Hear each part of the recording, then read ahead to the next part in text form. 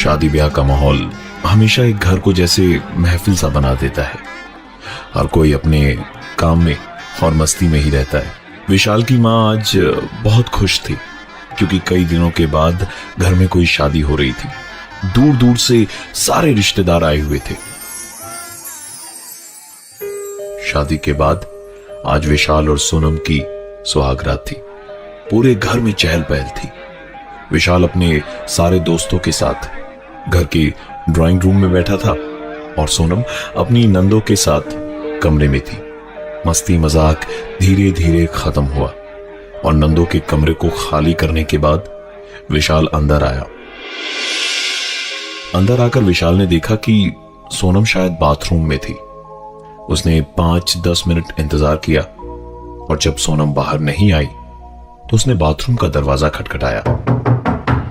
सोनम ने अंदर से कोई आवाज नहीं दी।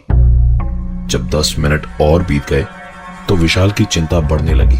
उसने इस बार दरवाजा और जोर जोर से खटखटाया और जब सोनम ने अभी भी कोई आवाज नहीं दी तो विशाल ने दरवाजे को तोड़ दिया। अंदर जाकर देखा तो सोनम फर्श पे बेहोश पड़ी थी। विशाल ने सोनम को उठा के बेड पर लिटाया और उनकी बिल्डिंग में ही रहने वाले डॉक्टर को बुलाया। नई नई शादी में ही ऐसी बात हो गई और हंसता गाता पूरा घर एकदम से मायूस और डरा डरा सा लगने लगा। थोड़ी बहुत कानाफूसी भी होने लगी पर परेशान सभी थे। डॉक्टर साहब ने चेक करके बताया कि सब कुछ नॉर्मल है। शायद स्ट्रेस की वजह से यह सब हुआ है। उन्होंने गीला टॉवल सोनम के चेहरे पे रखा ही था कि सोनम चीखते हुए उठी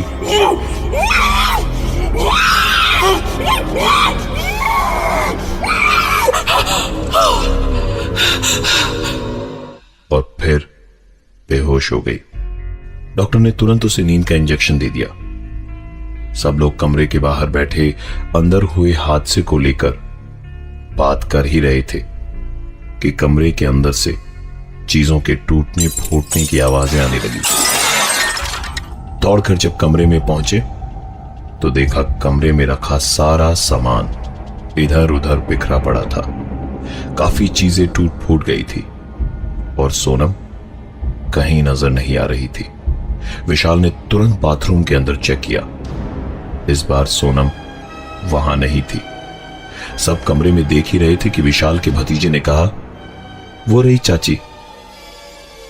सबने बच्चे के दिखाए हुए डायरेक्शन में देखा तो सोनम पलंग के नीचे बैठी हंस रही थी।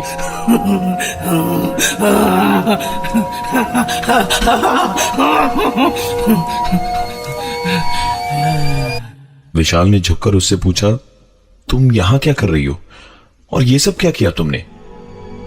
जवाब में सोनम ने जो कहा वो वहां खड़े परिवार के हर एक आदमी ने सुना। मैंने नहीं, सोनम ने किया। घर वाले इस बात को सुनकर सोच में पड़े ही थे कि सोनम फिर से बेहोश हो गई। शायद नींद की दवा अपना काम कर गई थी। 93.5 रेड एफएम पे एक कहानी ऐसी भी, प्रवीण के साथ। विशाल और सोनम की शादी की पहली रात ही हुए कुछ हादसों ने विशाल और उसके परिवार वालों को बहुत परेशान कर दिया था। पर अगले ही दिन से चीजें फिर से नॉर्मल थी। ये देख के सबकी सांस में सांस आई कि जो कुछ भी हुआ वो शायद सोनम के स्ट्रेस्ड आउट होने की वजह से ही हुआ था। विशाल और सोनम हनीमून पे जा चुके थे। पहाड़ों और वादियों में एक दूसरे को जानने में उन्हें कुछ खास वक्त नहीं लगा। 1-2 दिन में ही समझने लगे थे वो एक दूसरे को। सुबह साइट सीइंग के लिए निकलने से पहले नहाने के लिए गीजर ऑन करके थोड़ी देर में जब सोनम बाथरूम में गई तो जोर से चीखी। विशाल दौड़ के अंदर पहुंचा तो सोनम रोती और हाथ मलती भी बोली, पानी बहुत ज्यादा गर्म हो गया है, मेरा हाथ जल गया। विशाल ने पानी में हाथ डाल के चेक किया तो पानी पूरा ठंडा था।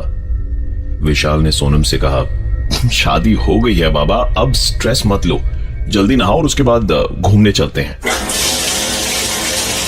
सोनम शावर ले ही रही थी कि उसके हाथ से साबुन गिर गया। आंख में साबुन चला गया था तो आंख खोल नहीं पा रही थी और ऐसे ही आंखें बंद किए ही साबुन नीचे ढूंढने लगी कि ऐसा लगा जैसे किसी ने उसका हाथ पकड़ के साबुन थमा दिया हो। सोनम ने नहाना भूल के तुरंत आंखें धोकर बाथरूम में इधर उधर देखा, जहां उसके अलावा और कोई नहीं था। सोनम ने तुरंत नहाना खत्म किया, पर देखा कि टॉवल लाना तो वो भूल ही गई। तो बाथरूम से एक हाथ बाहर निकाला और विशाल को आवाज लगाई कि टॉवल दे देना। विशाल जितनी देर में टॉवल उसे दे पाता, उतनी ही देर में उसे सुनाई दिया, क्या कर रहे हो, छोड़ो ना, अरे बाहर तो आने दो। विशाल पलट के कुछ बोलता, उससे पहले ही उसे सुनाई दी सोनम की चीख। विशाल ने दौड़ के दरवाजा खोला तो देखा सोनम को बहुत जोर की चोट लगी थी, ऐसे जैसे कि बाथरूम से निकले उसके हाथ को किसी ने जोर से खींच लिया हो। सोनम को लगा कि ये विशाल ने किया है, जबकि विशाल तो दरवाजे के आसपास भी नहीं था। दिन भर के घूमने का प्लान कैंसिल करना पड़ा और रात को दोनों जब सो रहे थे तब देर रात विशाल को महसूस हुआ जैसे सोनम बड़ी गहरी गहरी सांसें ले रही हों। उसने आधी नींद में बिना आंख खोले ही कहा, तुम्हें कोई प्रॉब्लम तो नहीं हो रही, इतनी गहरी सांसें ले रही हो? विशाल के इस सवाल का कोई जवाब नहीं आया, पर विशाल को अपने सीने पर एक हाथ महसूस हुआ। वो फिर बोला, सुबह के 3 बजे तो मैं रोमांस सूझ रहा है। विशाल ने अपनी बात खत्म ही की थी कि बाथरूम से एक आवाज आई,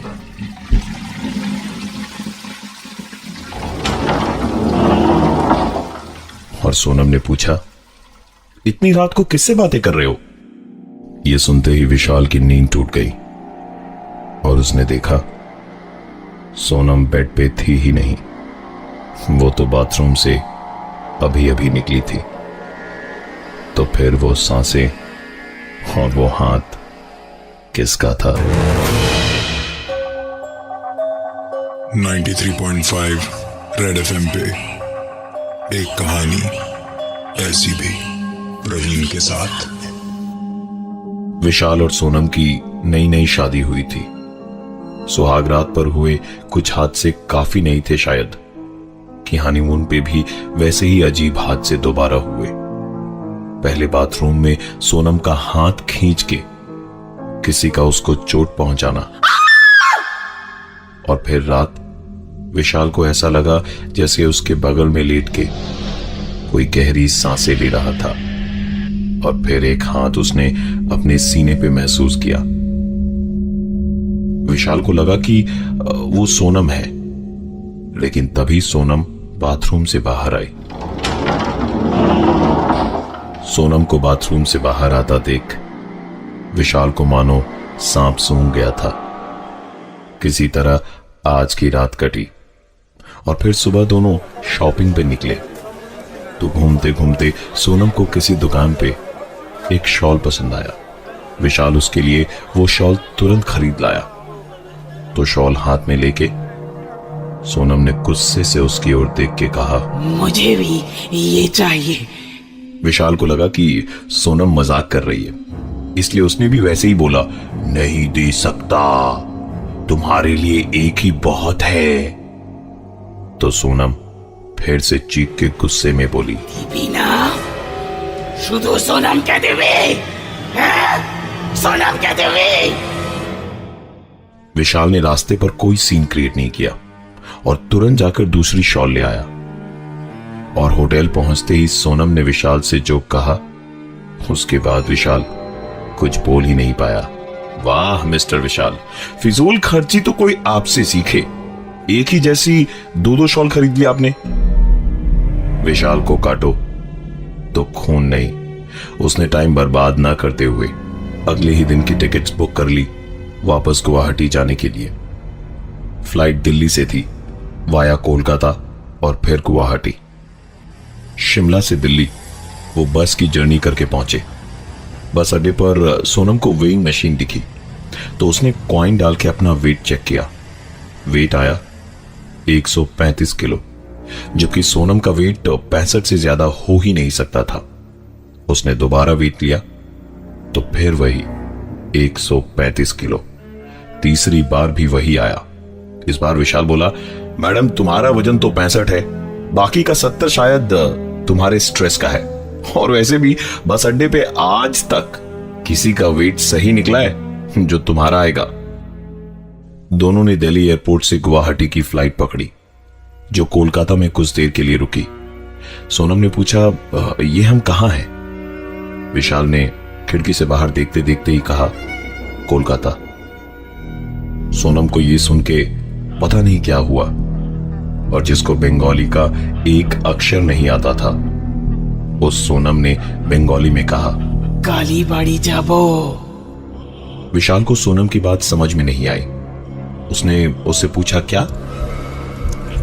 तो सोनम बोली, सुनছিস ना, कालीबाड़ी जाबो।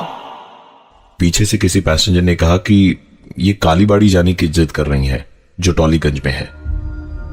विशाल अब तक के इन इतने सारे हादसों से परेशान तो था ही, अब उसने गुस्से से अपने दांत भींचते हुए कहा, बंद करो अपना ये खड़ी खड़ी का नाटक। फ्लाइट में अगर कोई सीन क्रिएट किया ना तो उतरते के साथ ही तुम्हें डिवोर्स दे दूंगा, समझी? सोनम बुरी तरह झेप गई और बड़ी अजीब तरीके से उसने कहा, सॉरी, जाबो ना। 93.5 रेड एफएम पे एक कहानी ऐसी भी, प्रवीण के साथ। विशाल और सोनम की शादी के बाद से ही शुरू हुई कुछ अजीब घटनाएं, जिसने उनका पीछा हनीमून पे भी नहीं छोड़ा। अपनी बीवी सोनम की हरकतों से विशाल इतना परेशान हो गया था कि उसने हनीमून बीच में ही छोड़कर वापस गुवाहाटी जाने का फैसला किया। फ्लाइट जब कोलकाता में थोड़ी देर के लिए रुकी तो अचानक ही सोनम ने बंगाली में कहा, सुनছিস ना, कालीबाड़ी जाबो। इस बार परेशान होकर विशाल ने दांत भींचते हुए कहा कि अगर तुम्हारी ये नौटंकी बंद नहीं हुई तो मैं तुम्हें डिवोर्स दे दूंगा। जिसे सुनते के साथ ही सोनम ने कहा, सॉरी, जाबो ना। वापस घर पहुंच के जब सारी बातें घर पे बता के विशाल अपने रूम की ओर जा रहा था तो पीछे से सोनम की सास ने धीमे से कहा, दिक्कतें तो होगी, भोतरी से जो शादी कर ली है मेरे बेटे ने। उनके मुंह की बात खत्म भी नहीं हुई थी कि सोनम ने पलट के जोर से चीखते हुए कहा, ठीक बोलेছিস। सोनम चीखने के तुरंत बाद ही बेहोश हो गई। किसी तरह उसको रूम में ले जाकर विशाल ने बेड पर सुला दिया। सोनम बहुत देर तक सुकून से सोती रही और शाम को पूरे घर में ढूंढने पे भी सोनम कहीं नहीं दिखी। जब पूरे घर में और बिल्डिंग में छानबीन करने के बाद विशाल छत पे पहुंचा तो छत के एक कोने में बैठी सोनम रोती हुई उसे दिखाई दी। विशाल को कभी भी इतना गुस्सा नहीं आया था जितना अभी सोनम को देख के आ रहा था। वो चिल्लाते हुए कहता है, ये क्या नया नाटक है तुम्हारा? तुम्हारी वजह से सोना, खाना, जीना सब कुछ मेरा हराम हो गया है। चाहती क्या हो तुम मुझसे? सोनम ने कुछ नहीं कहा, लेकिन विशाल को आधी ताकत से ही एक धक्का गुस्से से मारा और विशाल बड़ी दूर जाकर गिरा। इस धक्के से वो समझ गया था कि ये सोनम तो नहीं है, क्योंकि सोनम के लिए इस तरह की चीज कर पाना शायद इम्पॉसिबल थी। उस दिन रात को विशाल नहाकर आईने के सामने खड़े होकर कंघी कर ही रहा था कि उसने आईने में ही अपने पीछे देखा कि बेड पर बैठी सोनम चली जा, ऊपर देखते देखते ये तुझे अपने काली आप बाड़ी से ही लेकर बात नहीं किए जा रही थी। चली जा, चली जा। विशाल ने जोर से सोनम को झकझोड़ा और चिल्लाया, क्या कर क्या रही हो तुम सोनम? पागल हो गई हो क्या? जीना दुश्वार कर दिया तुम्हारी इन हरकतों ने मेरा।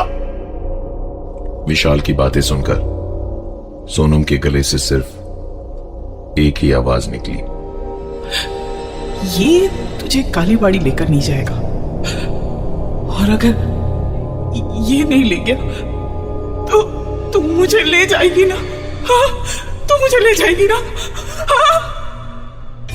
विशाल ने बिना टाइम वेस्ट किए अगले दिन सुबह कोलकाता की फ्लाइट की टिकट्स बुक करवाई और सोनम को लेकर पहुंचा कोलकाता के टॉलीगंज कालीबाड़ी में। वहां पहुंचते के साथ ही सोनम जोर से चीखने लगी। थोड़ी देर छटपटाई और उसके बाद वो बेहोश हो गई।